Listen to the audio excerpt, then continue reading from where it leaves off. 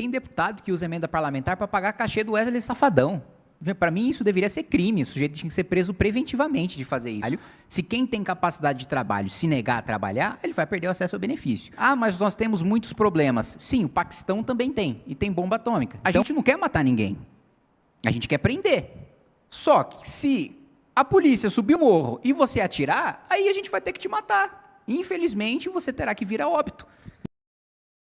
A maior parte dos partidos políticos no Brasil não tem ideologia nenhuma, não tem crença nenhuma. É um ajuntamento de pessoas para disputar o poder sem nenhuma coerência interna, né? E geralmente com o interesse não de governar de fato, mas de trazer um pedaço do orçamento para sua base eleitoral e ter algum cargo no governo, que não é o nosso interesse de nenhuma maneira. Pelo contrário, é uma prática que a gente busca combater e uma das finalidades do partido é justamente extinguir essa maneira de se fazer política sem opinião, sem proposta, sem ideia, sem programa, e trazer uma visão, eu diria até radical em relação à segurança pública, em relação ao orçamento público, fazer um debate duro e impopular que a gente precisa fazer de reformas estruturantes para o nosso país e trazer ideias que, assim, não são debatidas nem conceitualmente, nem com profundidade no debate público brasileiro.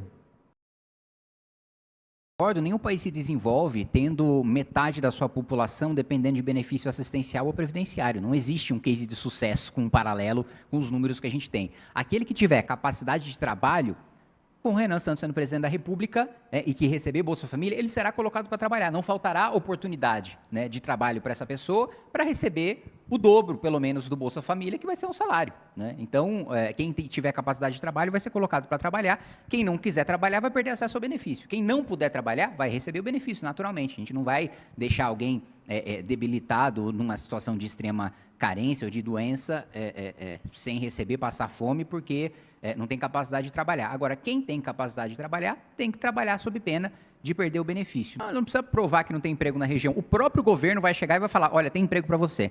Nós temos, a gente propõe uma reforma radical no orçamento, né, de desvinculação de receitas, que vai abrir um espaço fiscal aí de 1 trilhão e 100 bilhões de reais, né, que é a PEC que eu apresentei e que o Renan pretende aprovar se for eleito presidente da República. 1 trilhão em quanto tempo? Em 6 anos. Né, 1 trilhão e 100 bi em 6 anos e isso sem contar a imediata queda na taxa de juros que também vai ter e que vai fazer com que a gente pague menos serviços da dívida, também abrindo mais espaço fiscal. Com esse espaço, boa parte desse investimento vai ser infraestrutura e a gente vai ter espaço para colocar essas pessoas para trabalhar em obras de infraestrutura. Então, não precisa ter uma necessidade técnica de, olha, eu vou fazer uma demonstração de que estou entregando o currículo, mesmo porque isso também estaria muito sujeito à fraude. Nós... primeiro vamos fazer uma busca ativa, né, que já deveria ser uma política dos centros de referência de assistência social, ir atrás dessas famílias, de verificar se essa pessoa tem condições de trabalho e daí de oferecer o emprego diretamente para ela trabalhar em obras de infraestrutura. Se quem tem capacidade de trabalho se negar a trabalhar, ele vai perder o acesso ao benefício.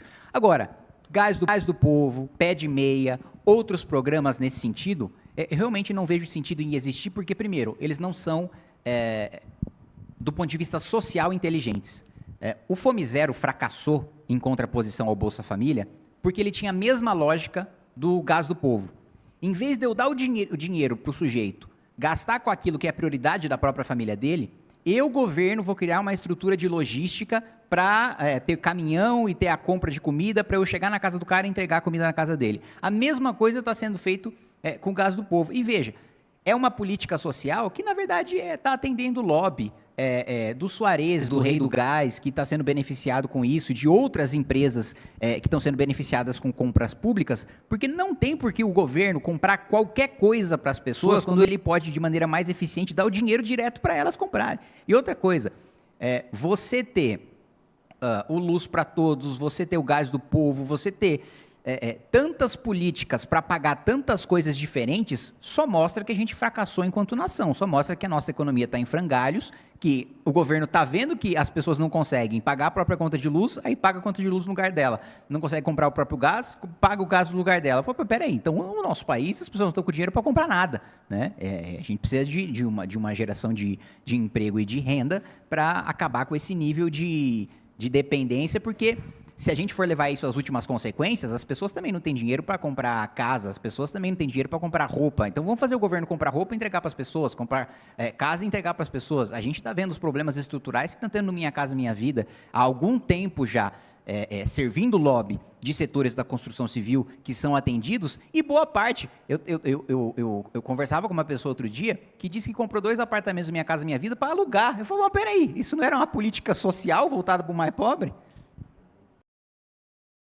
O Partido Missão e o Movimento Brasil Livre foi o primeiro a defender a retomada de território e uma declaração literal de guerra contra o crime organizado. Nós defendemos a declaração de um estado de defesa para fazer o enfrentamento e retomada de território do tráfico e do crime organizado nas favelas brasileiras. Por quê? Se 60% do território de um estado, como o estado do Rio de Janeiro, está tomado pelo crime, em vez de ter o controle do estado, nós estamos em guerra. É como se o Paraguai tivesse nos invadido e nós tivéssemos território sob o controle do Paraguai.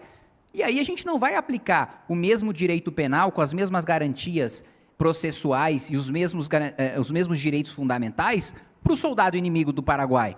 Ou ele vai ser morto ou ele vai ser preso. Então, o faccionado, a partir do momento que ele coloca uma roupa camuflada, vai para o meio da mata e atira de fuzil no policial, se ele é morto, na minha avaliação, ele está cometendo suicídio, não é o policial que está matando ele.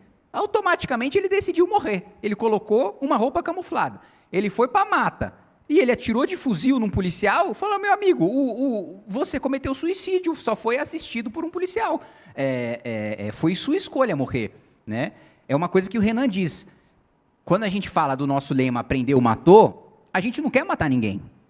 A gente quer prender.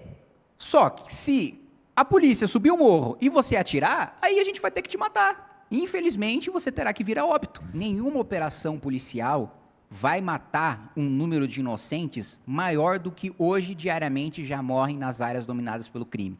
É óbvio que toda e qualquer operação policial que nós conduzirmos, se a gente tiver governo estadual, se a gente tiver a presidência da República, vai tomar todo o cuidado do mundo para que o inocente não morra.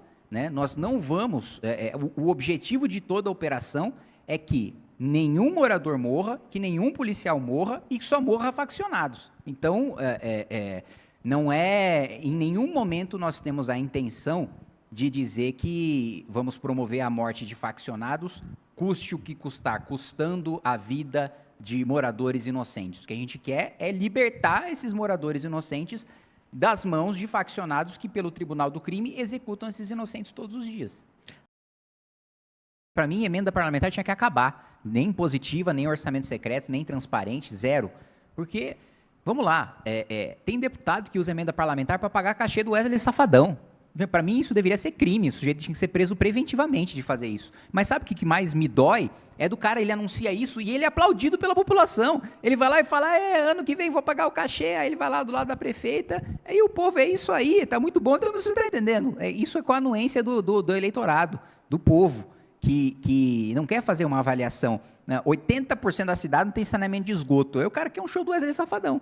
Né? Então, eu concordo que isso é um câncer e é um incentivo político perverso, porque a maior parte dos parlamentares se elege com emenda, não se elege com aquilo que acredita. Como é que a maior parte da população é contra aumento de número de deputados e a maior parte dos deputados é a favor? Porque o cara se elege com emenda, ele não se elege com aquilo que acredita, ele não se elege com a opinião dele. Nessa PEC do equilíbrio fiscal que eu propus, pelo menos a gente cria um incentivo, porque assim, acabar com a emenda, infelizmente no curto prazo, a gente não tem poder para isso. Agora, tem como a gente mudar os incentivos para a emenda. Né? Nessa PEC que eu propus, a emenda deixa de ser uma proporção, né, do orçamento para ser uma proporção do orçamento discricionário. Né? Ou seja, quanto mais o parlamento cortar a despesa obrigatória, mais emenda ele vai ter para sua base. Então, você tem um incentivo para os parlamentares do Centrão cortarem despesa, porque eles não são nem nunca foram fiscalistas. Né? Os mesmos deputados que votaram o teto, depois revogaram o teto, com um desassombro tremendo. Então, a gente, pelo menos, tem uma proposta para mudar a política de incentivos, mas eu concordo que, assim, não é papel de deputado executar emenda. País sério, não é, deputado não fica executando orçamento. A gente não tem notícia de escândalo de corrupção na Embrapa, a gente não tem notícia de mau uso de dinheiro. Eu mesmo envio emendas parlamentares para a Embrapa porque ela conduz pesquisas de ponta e eu acho que ter estatais, principalmente no setor de desenvolvimento de ciência e tecnologia, pode ser interessante se ela for bem administrada, como a gente já tem esse bom exemplo que eu citei. Mas a maior parte, acho que precisa ser privatizado, porque, como eu disse, o que não precisa ser privatizado é o que está funcionando. Agora, estatais que funcionam não são a regra no Brasil, né? Acho que a Petrobras não funciona, precisa ser privatizada. Acho que a Caixa não funciona, precisa ser privatizada. Acho que o Banco do Brasil não funciona, precisa ser privatizado. E outras ali no Plano Nacional de Desestatização, salvo engano, tem ali cerca de 60 estatais que, por decreto, sem passar pelo Congresso Nacional, poderiam ser privatizadas, né? O presidente da República precisa, parece uma coisa tão óbvia, o presidente da República precisa ter capacidade de gerir o orçamento. Mas, ao mesmo tempo, é extremamente impopular falar em desvincular gasto de educação, falar em desvincular gasto de saúde. Agora, foi revogado o teto de gastos, aumentou em dezenas de bilhões de reais o gasto com a saúde. A saúde melhorou? Não. A gente gasta muito mais em educação do que, em números absolutos, do que a maior parte dos países do Sudeste Asiático. A nossa educação está pior do que todos eles. Todos eles. Não tem um país do Sudeste Asiático. Tem países que são 2 vezes mais pobres do que o Brasil e que tem uma educação 5, 6 vezes melhor quando você vai fazer análise do ranking do PISA. Então, assim, a gente precisa fazer uma análise de eficiência do gasto. Primeiro que a gente não analisa nem o quanto a gente gasta. A análise de eficiência é pior ainda. A gente joga muito dinheiro na lata do lixo. E eu não estou nem falando de corrupção, estou falando de incompetência mesmo. Fui presidente da Comissão de Educação. Não existe indicador de educação infantil no Brasil, que é quando 85% do nosso cérebro se forma. Não existe um indicador. Há décadas a gente joga dinheiro na educação infantil sem saber se dá resultado, se não dá resultado. Então, acho que o primeiro ponto econômico é isso. A gente tem a possibilidade de colocar o Brasil no radar do mundo como um grande lugar para se investir. Nessa PEC que eu coloquei, que a gente poderia economizar com isso 1 trilhão e 100 bilhões de reais, boa parte disso investindo em infraestrutura reduziria o custo do Brasil, ou o tanto de produção que a gente precisa escoar pelos portos, ou o tanto de ferrovia que a gente poderia fazer. Mesmo, acho que ainda há espaço para fazer 2 ou 3 hidrelétricas, nós temos cursos d'água para isso, é uma energia despachável, é uma energia barata, é uma energia que a gente não fica sofrendo o risco de apagão, nem por excesso de energia, como a gente tem sofrido apagões agora por causa do excesso de energia solar no sistema no período da tarde, e nem por falta de energia, né? Então, seria um investimento que a gente poderia ter energia barata, que a gente poderia ter um barateamento no escoamento de produção, a gente poderia dobrar, né? Isso são dados próprios do agronegócio. A gente poderia dobrar a nossa produção agrícola se a gente tivesse capacidade de escoar essa produção, sem plantar em 1 hectare a mais, só utilizando o território que hoje já não tem mata nativa. Então, o nosso programa é radical nesse sentido, ao mesmo tempo, repetindo, com a aprovação só dessa medida, a taxa de juros de 15%, eu assim, garanto para você, numa perspectiva muito conservadora, que a gente poderia reduzir para até 9%, assim, em um curto período de tempo, num efeito similar ou até mais contundente do que o teto de gastos. O erro já começa quando a tabela do imposto de renda não é automaticamente reajustada todos os anos, né? O que o Lula fez não foi nenhum favor. O governo, ele aumentou, todos os governos nos últimos anos aumentaram impostos ao não reajustar a tabela do imposto de renda, porque foi comido o poder de compra da população pela inflação. Deveria ter corrigido a tabela toda, ele não corrigiu, ele só criou uma faixa de isenção, né? Quando todo mundo deveria pagar menos imposto, e ainda aumentou a tributação sobre o setor produtivo. Com um discurso mentiroso de que, não, os mais ricos pagam 2%. Não, meu amigo, hoje você junta IRPJ, CSLL, o cara está pagando de 24% a 34%, muito distante dos 2% que o governo usou na propaganda. Agora, ele só tirou quem estava pagando menos de 34% e fazendo todo mundo pagar 34%. Né? Não é porque ele paga 2% na física que ele só paga 2% no global. Né? A gente tributa já pesado na jurídica. Então, é uma mentira que o governo usa para falar que o mais rico paga 2%, para falar que não tem tributação sobre lucro e dividendo. A nossa tributação é pior, porque mesmo quando não tem lucro e mesmo quando não distribui dividendo, no prejuízo você paga o imposto. Então, assim, a nossa tributação é ainda pior. Olha só o que aconteceu na Ucrânia. A Ucrânia tinha bomba atômica. Ela abriu mão das suas bombas atômicas. Agora está lá o Trump vendendo o terreno da Ucrânia para o Putin. Então, assim, é uma questão de soberania, é uma questão de a gente ter capacidade de defesa. Ah, mas nós temos muitos problemas. Sim, o Paquistão também tem, e tem bomba atômica. Então, eu acho que essa é uma questão de soberania nacional. Não existe nenhum país que tenha assento na mesa dos adultos no Conselho de Segurança da ONU que não tenha bomba atômica.